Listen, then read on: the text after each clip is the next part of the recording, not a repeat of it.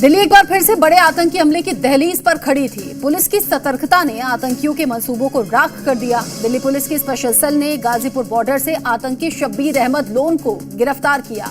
ये वही शख्स है जो कि सरहद पार बांग्लादेश में बैठकर भारत के खिलाफ जहर उगलने का काम कर रहा था और दिल्ली, कोलकाता जैसे शहरों में स्लीपर सेल्स तैयार कर रहा था। आखिर इसका पूरा खौफनाक प्लान क्या था, हमारी इस रिपोर्ट के जरिए देखिए और समझिए।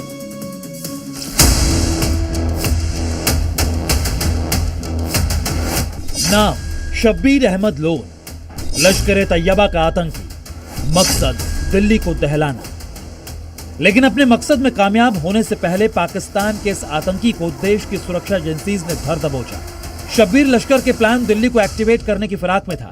दिल्ली पुलिस और सुरक्षा बलों को इसके खौफनाक प्लान की भनक लगी तो जाल बिछाकर उसे गाजीपुर बॉर्डर पर दबोच लिया गया। दिल्ली पुलिस की स्पेशल सेल ने पाकिस्तान में ट्रेनिंग ले चुके एक ट्रेंड आतंकी शब्बीर अहमद लोन को गिरफ्तार किया है। इस वक्त आप स्पेशल सेल की कस्टडी में देख सकते हैं, यही शब्बीर अहमद लोन है जो कि बांग्लादेश में अपना बेस बनाकर भारत के खिलाफ एक बड़ी साजिश रच रहा था। दरअसल पाकिस्तान में ट्रेनिंग ले चुका है और लश्कर-ए-तैयबा के हैंडलर के लगातार ये संपर्क में था। दिल्ली पुलिस की स्पेशल सेल ने जिस आतंकी को पकड़ा है वो कोई साधारण क्रिमिनल नहीं बल्कि एक ट्रेंड आतंकी है जिसने पाकिस्तान की सरजमी पर आतंक का कहरा सीखा है। शब्बीर का मकसद दिल्ली के भीड़भाड़ वाले बाजारों और धार्मिक स्थलों पर धमाका करना था और इसके लिए बाकायदा वो बेरोजगार युवाओं को बरगलाकर नया स्लीपर सेल तैयार कर रहा था। उसका मिशन कोलकाता और दिल्ली में दहशत फैलाना था। खुलासा हुआ है कि आतंकी शब्बीर ने बांग्लादेश में अपना सुरक्षित ठिकाना बनाया और वहीं से कोलकाता में अपना लॉन्चिंग पैड तैयार किया। इतना ही नहीं, उसने सिर्फ अपने मॉड्यूल की काबिलियत जांचने के लिए दिल्ली और कोलकाता में भारत विरोधी पोस्टर लगवाए थे और जब उसे यकीन हो गया कि उसके गुर्गे किसी खौफनाक कांड को अंजाम देने के लिए तैयार हैं, तो वो खुद नई भर्तियों के लिए और दिल्ली में भीड़भाड़ वाले इलाकों और मंदिरों की रेकी करने के लिए दिल्ली आया।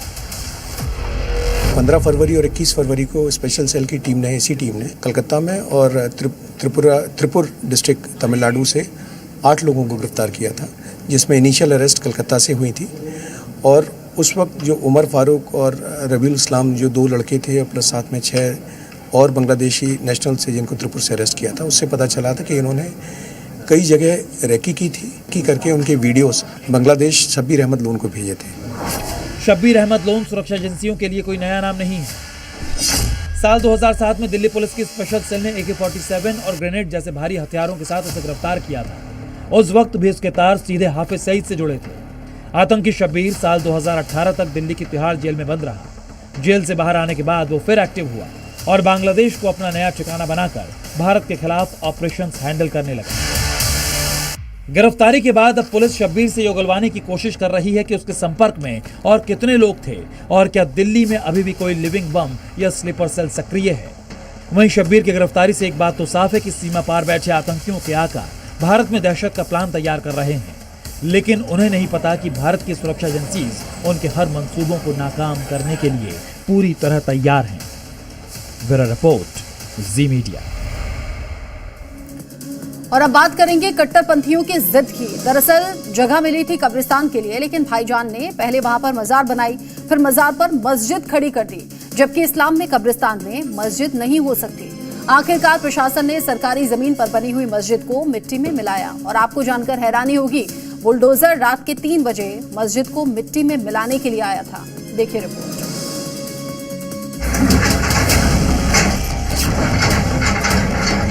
उत्तर प्रदेश के अंदर जिस भी सरकारी भूमि पर किसी भूमाफिया ने कब्जा किया है उसको तत्काल छोड़ दें।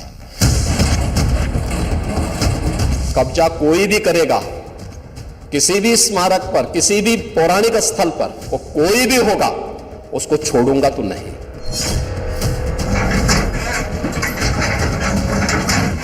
उत्तर प्रदेश अकेला राज्य है जिसने बुलडोजर की कार्रवाई को अक्सरशः सुप्रीम कोर्ट की उस गाइडलाइन के अनुसार अंजाम दिया है। जगह सीतापुर, उत्तर प्रदेश। तारीख 30 मार्च 2026। वक्त रात 3 बजे। रात के जिस वक्त लोग गहरी नींद में होते हैं, जिस वक्त सड़कों पर लोग भी नहीं होते, उस वक्त योगी का बुलडोजर अपना फुल एक्शन शुरू कर देता है। जिस वक्त बुलडोजर ने इस अवैध मस्जिद की गेट को अपने एक वार से खोल दिया, उस वक्त घड़ी में रात के 3 बज रहे थे और गेट खोलना तो सिर्फ शुरुआत थी। इसके बाद तो फिर बुलडोजर ने रात से लेकर दिन तक जबरदस्त कहर बरपाया।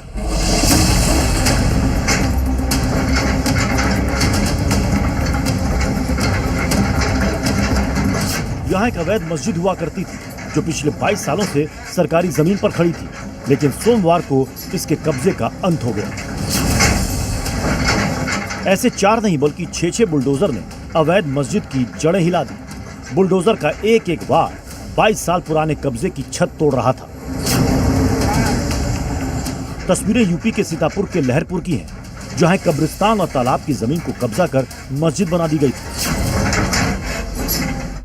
सीतापुर में प्रशासन का बुलडोजर एक बार फिर से नजर आएगा आपको। और इस समय हम पहुंचे हैं सीतापुर के लहरपुर में, जहां पर आप देख पा रहे होंगे कि 22 साल पुरानी ये जो अवैध मजार थी इसको तोड़ दिया गया है। ये अवैध पहले मजार थी, फिर इस पे मस्जिद का निर्माण कर लिया गया था। ये पूरी जो जमीन है ये सरकारी जमीन थी, नजूर की जमीन पर बना हुआ ये पूरी जो मस्जिद थी। यहाँ पर इस पर जो बुलडोजर की जो कार्रवाई है वो यहाँ पर आज प्रशासन की तरफ से की जा रही है। इस मस्जिद को रात में 3 बजे गिराने का एक्शन इसलिए उठाना पड़ा क्योंकि आसपास का इलाका मुस्लिम बाहुल्य था और बुलडोजर टीम पर हमले की आशंका थी। बुलडोजर एक्शन से तनाव ना हो इसलिए रात में ही पुलिस फोर्स मौके पर पहुंच गई। पूरे इलाके में पीएससी की एक कंपनी और 2 प्लाटून की तैनाती की गई थी। 10 थानों की फोर्स डिप्लॉय की गई थी। कुल मिलाकर 500 पुलिस वालों ने पूरे इलाके की घेराबंदी कर रखी थी ताकि कोई भी बुलडोजर के काम में बाधा ना डाल पाए। किस तरीके से आप लोगों ने स्थिति को कंट्रोल में कर रखा है? फोर्स का डिप्लॉयमेंट था, लोगों से बातचीत भी हुई थी और कब्रिस्तान के रूप में ये अभिलेखों में दर्ज था। कब्रिस्तान में मस्जिद ना होने का भी उनके लोगों द्वारा बताया गया कि कब्रिस्तान में मस्जिद नहीं होती है और उन लोगों का भी सहयोग प्राप्त हुआ। सख्त सुरक्षा के कारण ही किसी ने बुलडोजर एक्शन में खलल डालने की हिम्मत नहीं की। जिस अवैध मस्जिद के खिलाफ कार्रवाई की गई उसे 22 साल पहले 2004 में अवैध तरीके से बनाया गया था। इसे लेकर लंबे समय से कानूनी विवाद चल रहा था।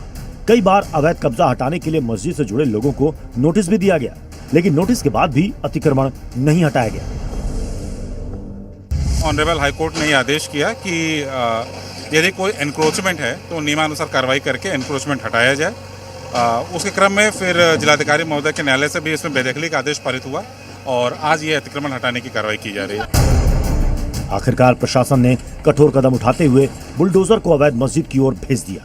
प्रशासन का साफ कहना है कि ये कार्रवाई पूरी तरह कानून के तहत की गई है।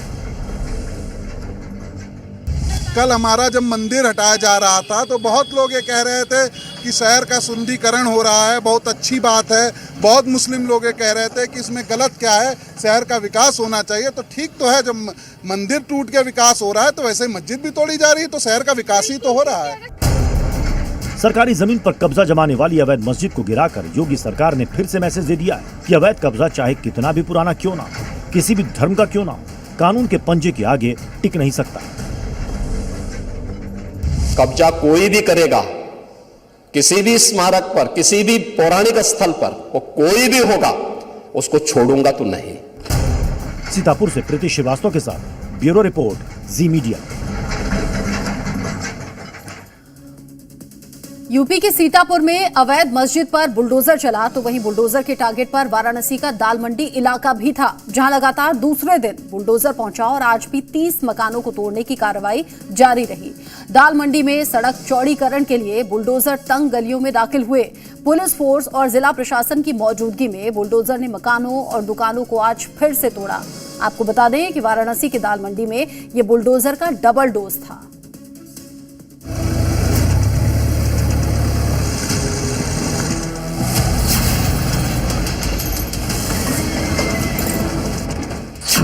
वाराणसी में दूसरे दिन भी चला पीला पंजा।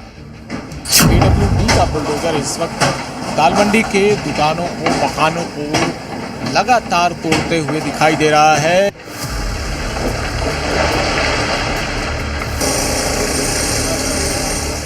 चौबीस घंटे में बुलडोजर के 30 टारगेट। आप आए हैं ना बुलडोजर लेके, वेलकम है, लेकिन हमने एक वेलकम आपका और कहीं किया है, हमने कंटेम्प्ट ऑफ कोर्ट किया है। जर्जर इमारतें, बुलडोजर का प्रहार, चारों तरफ मलबे का पहाड़, ये तस्वीरें काशी की हैं। काशी के दाल मंडी में लगातार बुलडोजर चल रहा है। सड़क चौड़ीकरण के लिए दाल मंडी में बुलडोजर पूरी शिद्दत से लगा हुआ है। शिव के रास्ते में आने वाली हर बाधा को मिटा रहा है। वाराणसी के दाल मंडी में आज दूसरे दिन भी ताबड़तोड़ एक्शन देखने को मिल रहा है। दाल मंडी चौड़ीकरण का ये काम युद्ध स्तर पर जारी रहने को जो इशारा पीडब्ल्यूडी के अधिकारी कर रहे थे वो यहाँ पर दिखाई दे रहा है। और 1 महीने तक रमज़ान की वजह से ये पूरा काम बंद रहा। उसके बाद अब जब ये काम शुरू हुआ है तो बड़े बड़े मकानों को कुछ इस तरीके से बुलडोज़र के जरिए ध्वस्त किया जा रहा है। बुलडोज़र एक्शन के दौरान गली सील कर दी गई, लोगों की आवाजाही रोक दी गई। पूरे इलाके में 150 से ज्यादा पुलिस फोर्स मोर्चा संभाले हुए थे। इसके अलावा ड्रोन से निगरानी की जा रही थी ताकि उपद्रवियों पर नजर रखी जा सके, कोई माहौल खराब करने की जरूरत न करे। जगह जगह पर पूरा मलबा यहाँ पर दिखाई दे रहा है। हर तरफ दाल मंडी में आपको मलबा ही दिखाई देगा और जिस तरीके की यहाँ पर कार्रवाई चल रही है वो आपको मलबे में पूरी दाल मंडी तब्दील होते हुए नज़र आ रही है और लोग यहाँ पर देखते हुए नज़र आ रहे हैं। सभी दुकानों को पूरी तरह दाल मंडी में बंद करा दिया गया है और अब ताबड़तोड़ यहाँ पर कार्रवाई जारी है। दाल मंडी में मकानों को तोड़ने का काम बुलडोजर युद्ध स्तर पर कर रहा है। दाल मंडी में हकीम मोहम्मद जाफर मार्ग को 17.5 मीटर चौड़ा किया जाएगा और इसके लिए 181 मकान तोड़े जाने हैं। इनमें दुकानें और मस्जिदें भी शामिल हैं। बीते 2 दिनों में 60 मकान ध्वस्त किए जा चुके हैं। मतलब अभी बुलडोजर का काम बहुत लंबा चलने वाला है। दाल मंडी में बची हुई इमारतों को गिराने के काम में बुलडोजर लगा हुआ है। प्रशासन का दावा है कि उन्हीं घरों को तोड़ा जा रहा है जिसकी रजिस्ट्री हो चुकी है और मुआवजा दिया जा चुका है, लेकिन इसके बाद भी दुकानदार और मकानों में रहने वाले लोग इसका विरोध कर रहे हैं। आपके पास देखिए ये हथियार है ना, आपके पास क्या हथियार है पता है? आपके पास इस समय बुलडोजर का हथियार है, तो मेरे पास भी एक हथियार है। पूछिए क्या? मेरे पास हथियार है कोर्ट का, मुझे उस पर भरोसा है। अभी कोर्ट में चैलेंज करेंगे? चैलेंज कर चुके हैं सर, कर दिया, कंटेम्प्ट ऑफ कोर्ट किया है। उसके बाद भी आज मेरे किया काम लगा हुआ है और गिराया जा रहा है मेरा मकान। ठीक है, यहाँ पर जो हजारों दुकानदार बेघर होंगे, जिस विकास की आप बात कर रहे हैं उसमें हजारों दुकानदार शहीद हो जाएंगे। उसके बाद जो बचेंगे और नहीं बचेंगे भी नहीं भी बचेंगे। अगर आप इस बिल्डिंग को काट देंगे तो पीछे वाली दुकान तो ऑटोमेटिक गई, उसको तो फिर से बनवाना होगा ना, फिर कहाँ से वो धन लाएगा?